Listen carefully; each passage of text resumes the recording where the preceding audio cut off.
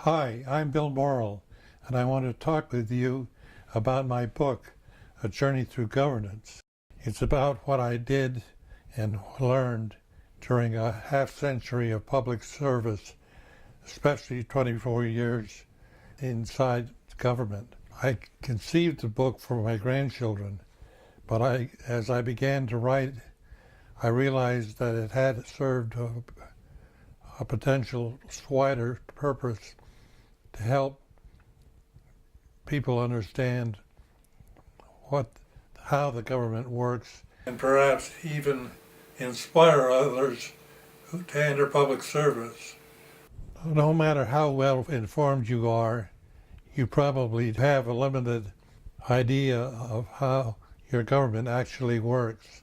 I worked for 6 presidents in the administration from Eisenhower to Carter in civil service and political positions.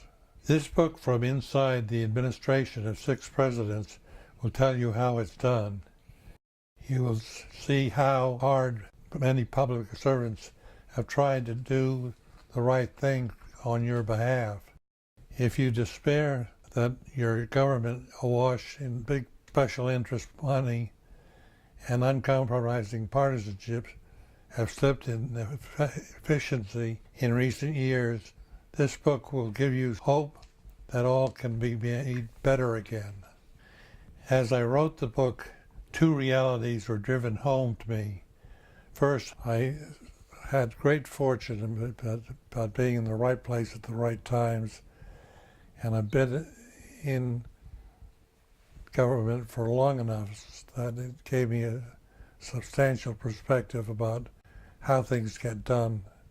And second, the rarity of having had such a wide range of experience over an unusually long time.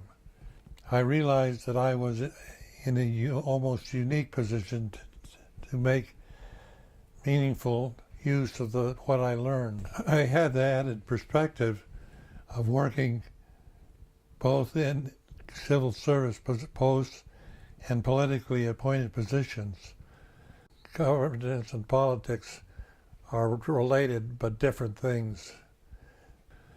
I wanted to make clear the real world of governance as I experienced it, in the contrast to the caricature of bureaucracy that are currently often voiced to describe government policy making and programs. My long-held conviction is that we don't know everything about an issue, but we can learn if we work hard at it.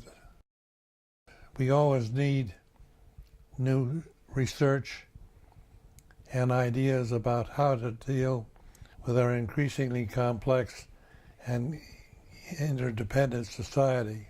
We need to spend more time assessing the consequences.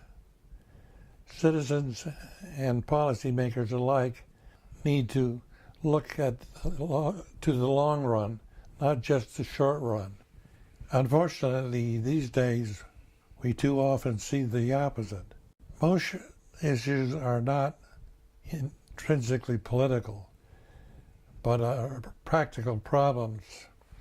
We should understand the issues first, and then let that serve to lead us to the conclusions that make sense.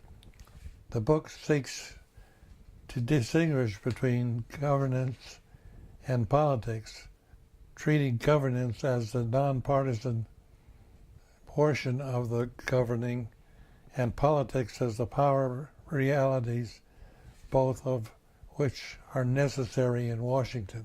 Congress has gotten itself into some bad practices, in my view. The Senate in particular has slipped away from majoritarian rule to a case where 60 votes are required to get almost anything done at all. That not only gridlocks legislation, but also prevents the executive branch from doing its job, which affects everyone's security and the health, safety, and well-being of millions of citizens whom the government is supposed to serve. The book describes day-to-day activities of governance as well as the winning and losing of big political issues. Over my years, I followed a certain set of rules that I've included in the book, tips on how to be an effective bureaucrat. 12 things which was fun for me to write, and I hope you will enjoy. Readers will see that I'm a pragmatist and problem solver rather than a constitutional theorist. I believe pragmatism is the best approach to government. I write about my experiences not as an abstract concepts, but as stories that I believe will bring journey to life for the reader. I invite you to share that journey.